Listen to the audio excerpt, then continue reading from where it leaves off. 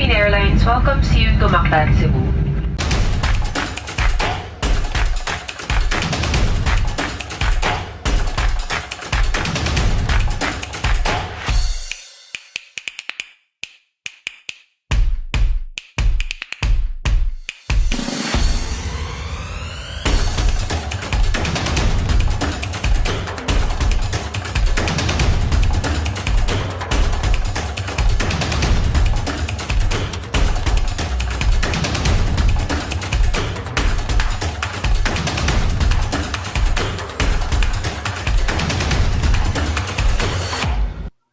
Hello, is this Mr. and Mrs. Smith?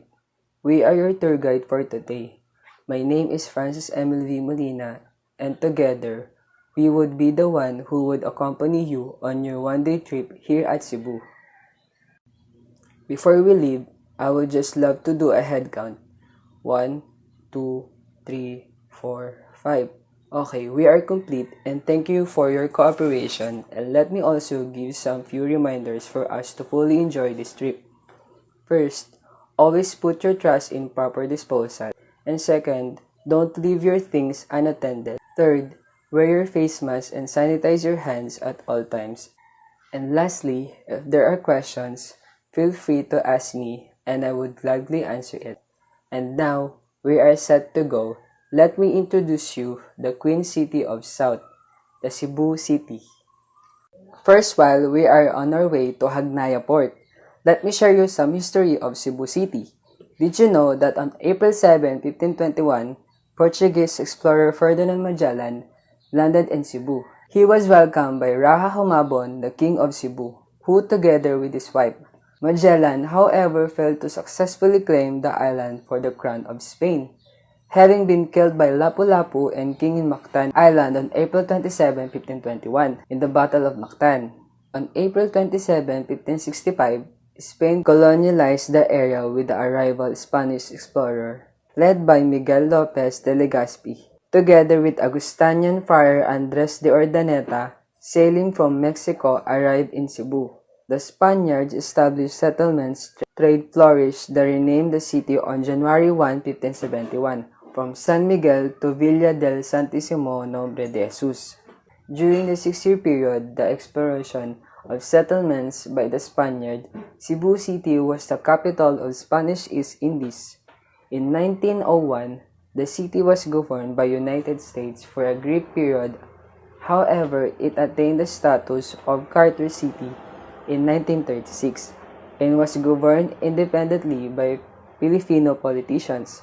Also, Cebu is a province of the Philippines, in the country's Central Visayas region, comprising Cebu Island and more than 150 smaller surrounding islands and islets. And Cebu City is actually the main center of Christianity. And that's all for today's brief history. I hope you had learned something. Good morning, I am Monica Malyari, the partner of Francis Molina, your tour guide for today. Okay, and now we are here at Hagnaya Port. This is actually the only way we could use as a mode of transportation for us to be able to enter the Bantayan Island. Once inside, there will be porters who would assist us, and right now is currently 6:10 in the morning with a weather of 27 degrees Celsius and our estimated time of travel is 1 hour. So I hope you would enjoy the stunning view of the sea during our trip, and once again, welcome aboard! Maayong buntag, which means good morning and welcome to Bantayan Island. I hope you would enjoy the trip. It is currently 7:03 in the morning and our first stop would be at Kermit's Everyday Sunday Cafe, so you could fetch some nice coffee and breakfast. Here we are on the first stop, the St. Peter and Paul Parish Church. The original church was actually destroyed in 1600s by Muslim rebels and several times again by natural disasters and raids by Muslim rebels. Meanwhile, construction on the current church was started in 1839 and completed in 1863. The church is built using cobblestones from the island. After completion, the church was dedicated to St. Peter and Paul. The church also houses a small museum. Shall we look at before we attend the first Mass? Now the Mass is done, our next destination would be the Omega Oboob Mangrove Park. Welcome to Ovo Mangrove Forest. This destination is very large and Tanching Mangrove Park, and it is located in Barangay Ovo in Bantayan Island, Cebu. It is also known as Omatrieka, which stands from Ovo Mangrove Garden Integrated Ecotourism and Conservation Association. Well, it is a community-based ecotourism initiative by the local government and one of the famous tourist spots in the island of Bantayan. The Eco Park actually has a bamboo walkway through, which makes this place serve as a refreshing stroll with a good photo opportunities. You can also go kayaking or take a tour of the mangroves on a small boat, would give you a 1 hour free time to explore the park. If there are questions you could ask me, feel free to ask and enjoy. Okay guys, time's up. It is 10:25 in the morning and our next destination would be at the ruins. I hope guys you bring your extra clothes and camera since we will be trying the cliff diving at the ruins. The ruins is abandoned and completed structure meant as fort during Spanish period. The strong structure was left buried, which many tourists find as perfect setting for a selfie or Instagrammable post. The ruins is situated in the town of Santa Fe, and we are now just few meters away from the famed Coto Beach or Kamsawi, which we would also visit later on of the day. Moreover, the ruins is also nearby a cliff on the shore facing the majestic Visayan Sea. Here you can have an adrenaline rush of cliff jumping, where you can fall feet first or do somersault in the ocean's clear and deep blue waters, but there would be some instructions first before you allow you to cliff dive, and would be explained later. I hope you had enjoyed your tour in the ruins, but let us dry you up first and proceed with your lunch before we proceed to our next destination. Our next stop is Jala's Restaurant. They offer a healthy food from wood-fired oven. Their best selling is lechon baboy, but just a reminder, eat only a moderate portion. Okay guys, are you now all full and did you enjoy your meal? Let us do some head count first before we proceed to our next destination. Shall we? 1, 2, 3, 4, 5. And we are now still intact. Okay, time check. It is 12:20 p.m. and our next stop is Sandira Beach. Here we are at Sandira Beach. This is called the Paradise Beach Bantayan, but also known as Sandara Beach. This is one of the best beaches you could find in Bantayan Island. We would have a 10-minute trek before we could arrive at the shoreline.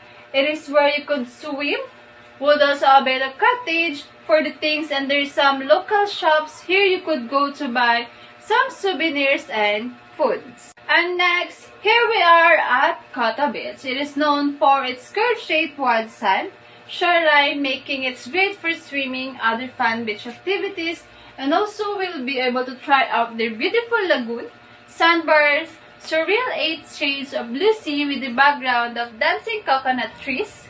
Coto Beach is the heart of Santa Fe, which is the best place to be if you want to move around to check out everything about the island. This is also the most picturesque among the beaches on the island. We would also have an opportunity to have some time to enter the Kamsawi, which had become famous location courtesy of the movie Kamsawi, starred by Bella Padilla, Yasser Pressman, and Andy Eigenman. We would also be watching here the sunset, so I hope you enjoy the beach and the scenery. Okay, time check. It is 5:25 p.m. and before we proceed on our last destination, we would have our dinner first at HR Restaurant.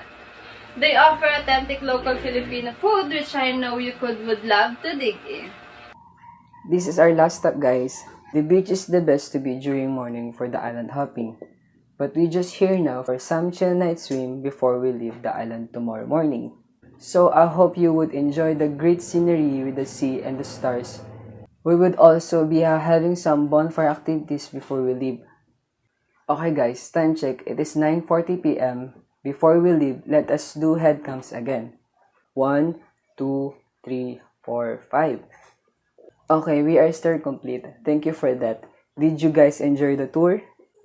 We are now heading to Sunscape Hotel, in where you would stay for a night, since the last trip on the port closes at 3 o'clock p.m. I hope you had enjoyed all majestic beach we had went through. Right now, you all should give yourselves some well rest. Thank you everybody. Also don't forget, we would meet here at the lobby by 5:40 a.m. for your departure. Now that we are here, once again, I am your tour guide, Monica Malyare, and this is my partner, Francis Molina.